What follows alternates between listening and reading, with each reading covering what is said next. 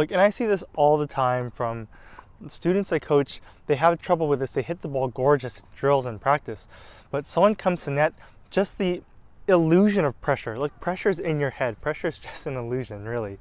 All right, but the illusion of the point changing really screws them up big time. And all these start to run through your head. You try to do too much with the passing shot, then you do too little and get tight on the passing shot. People start to hit winners, put away volleys on you. All right, it's just kind of back and forth cycle. So how do you find the sweet spot and get it right? That's what we're going to talk about today. Little challenge for the student today, all right? I'm going to be coming in every single time and only slicing. So this is going to apply a lot of pressure on him and test his ability to pass, not only in the first couple games, but throughout the entire match. Let's see how he does. That counter is in the upper right-hand corner. See how many passing shots, clean winners he can hit. What's going on? Steven with 15 points of tennis. We're out here, beautiful California, beautiful palm tree in the background, sky is gorgeous. I have my vlogging hat on today. We're going to talk about something very, very important, okay, for you in your game, whether you're playing singles or doubles. It's called passing shots. All right, and passing shots are very interesting because they give a lot of players trouble, and I've experienced a lot of trouble with this, especially when I was young growing up. I didn't understand the psychology behind it. As we go through this video, there's going to be a lot of words. It's going to be a little bit heady of a concept. Now, if you're a little tired, if you're a little sleepy, I don't want to waste your time watching this video, okay? Come back to it later. Okay, go to the next video, watch something that's more just stimulating and entertaining. But if you can walk away with this concept, I think you'll be really happy. And a lot of times when you hit passing shots, look, same forehand fundamentals, backhand fundamentals, your technique doesn't change one bit, okay? Your footwork doesn't really change one bit. Now, we know it's what we call a close combat situation. It's a double-edged sword. When, again, you and your opponent, and I've talked about this in other videos, are close together, it's a do-or-die situation. One good shot can win the point. One bad shot, when your opponent comes to net or you come to net, could easily lose a point, right? So essentially a good shot, the strength of a good shot is accentuated. The badness of a bad shot is accentuated as well. So you want to raise your focus, right, when your opponent comes in or when you come into net, because it's a critical situation in the point. So you want to raise your focus for sure, all right? That's established. But what happens is players who hit great in drills and in practice have nice strokes. You're like, wow, they should be able to hit passing shots without a doubt, screw up big time, royally. All right, we put passing shot in its own category oftentimes because players face these sorts of mental issues that prevent them from being successful when people come in net, right?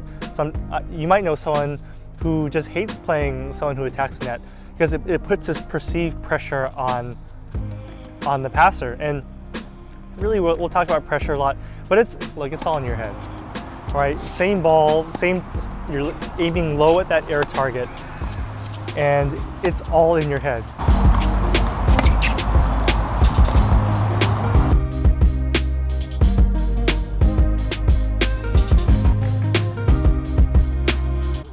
First way that most people think when someone comes to net, and I've fallen into this pitfall, that you have to do something amazing. You have to hit an unbelievable shot, which is sometimes true if the opponent you're playing is really good. You don't want to think like this, but you're probably telling yourself, I gotta hit a great shot. I gotta hit a winner. I gotta squeeze it by the guy.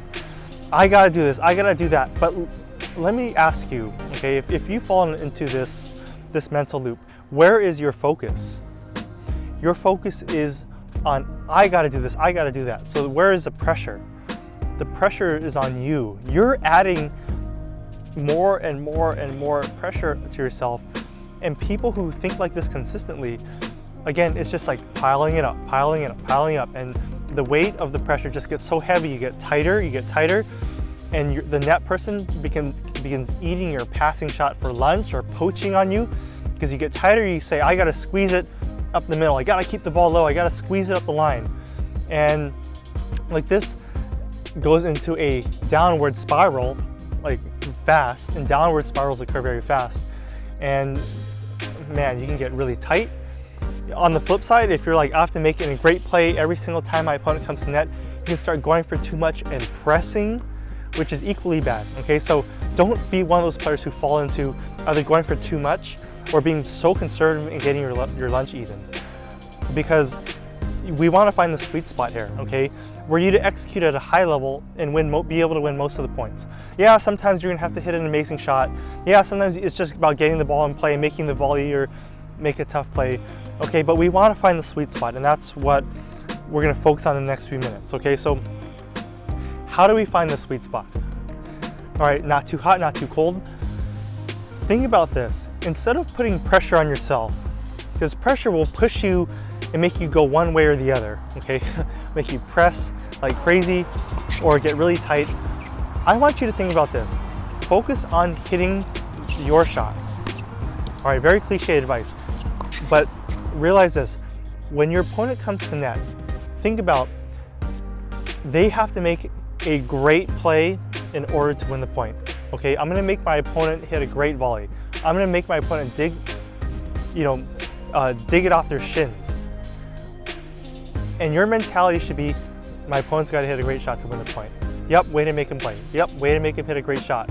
Yep, way to make him work. And like, this is just you hitting the ball just like you would in drills, just like you would from the baseline at any other point in time. And so what is this really doing?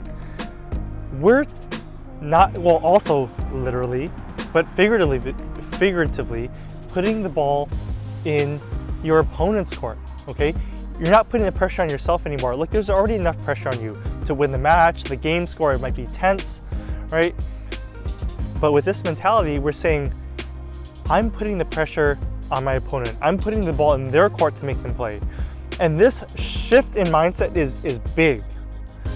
All right, just try it, okay? I know it might not sound like much right now. You're just sitting at home, you're probably, half asleep, it's late at night, whatever. But really think about, okay, where is your focus being placed? Is it focused on putting more pressure on me?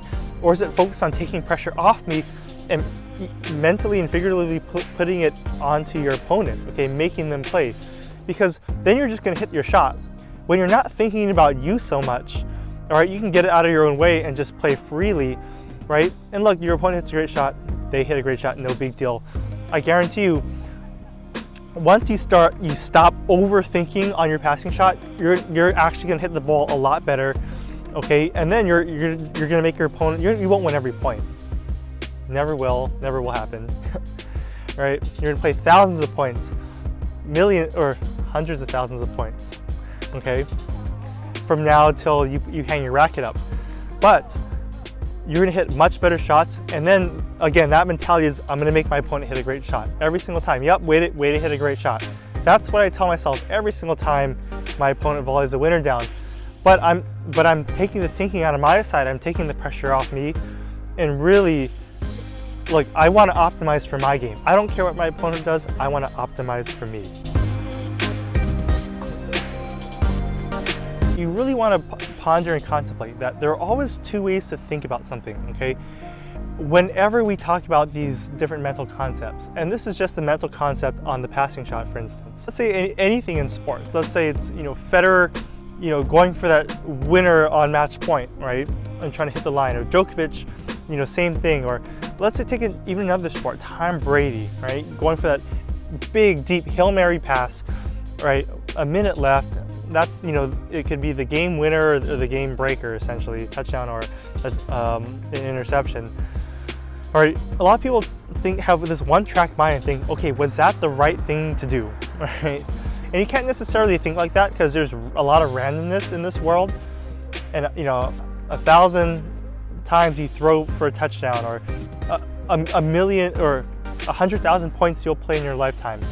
You can't necessarily judge something by a binary, did I win or did I lose? But more so, was it the right thing to do? And do I want to replicate the right thing? What's the right thing to replicate over a long period of time, okay? And so I want to talk about trust here for a sec, right? Because a lot of times when you see Federer, Djokovic on a really big point, Del Potro, whoever, your favorite player, all the pros are really great. When you see them on a big point, step up to the plate, and for them it's like hitting very close to the lines and just bashing the ball. on a big point, you know, you'll see Federer go for that big winner. And you're thinking to myself, okay, well that's fine and good. Now, a lot of times you'll see a junior do that same exact thing, just go for the winner. And then you'll say, well, Federer did it. Shouldn't I just, you know, do what the best in the world does and step up to that shot and try to rip a winner? Well, let me ask you, when you're assessing whether it was the right thing to do, whether you're, you know, all the analysts, they talk about, okay, what, you know, should Tom Brady have gone for the Hail Mary, or should he went for the shorter pass? You have to ask yourself, not the surface layer, okay, of what happened. You have to go one step deeper to what frame was it coming from? There are always two frames to take, and it's always about the intent and where the action is coming from.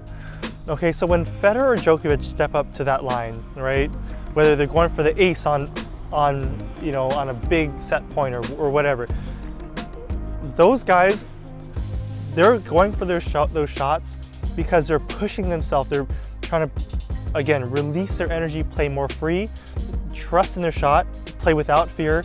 And this takes bravery, this takes courage, okay, within themselves to do that. Now, a lot of times, most junior players, and I'm coaching a lot of junior players, will just slap the ball to the corner. And I know I use slap has a negative connotation, but they'll just hit the ball hard to the corner for a winner, and may think, you know, and you think, okay, well that's what Federer did, but not quite. A lot of the players you just see at a local tournament, etc., they do that out of desperation. They do that because they're thinking, I'm just gonna tank this match, right? They're trying to protect their ego and say, well, if I miss a shot, no big deal. I wasn't trying my hardest, right? And you know, if they make the shot, you know, they can say, oh, I'm so good. So they're doing this as ego protection. Maybe logically in their mind, they can tell themselves that's what they were going for, and you know, yeah, I'm like Federer. I just have to, you know, go for my shot. I have to control the match is going to be won or lost on my racket, you know, and that's kind of BS, all right? Because even though they're telling themselves logically, emotionally, they're again, it's just a cop out to protect their ego. They're slapping at the ball. If they miss, they can say they didn't try their hardest. It's ego protection all over again. They're soothing themselves, all right? So don't be one of those players. Again, so when we talk about trust and whether is the right play to make, and just like on the passing shot, right, it's the frame it's coming from, okay? What's the intent behind it? And so you want to step up to the plate and take that shot. That takes a lot of bravery and courage, but you want to go for that winner, that big time winner, from the right reasons, not because you're desperate, okay?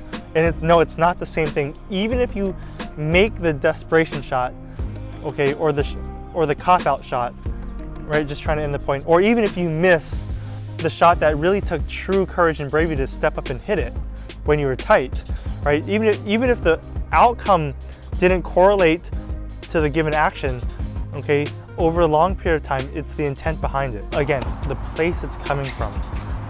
Did you really think that the player slapping at the ball was the right decision to make? Of course not, all right? But Djokovic or Federer rising to the occasion and taking a courageous shot, hit or miss, was the right thing to do. And like you just because there's Djokovic or Federer, all right, doesn't mean you can't do that same thing from the right frame of mind, from the right place.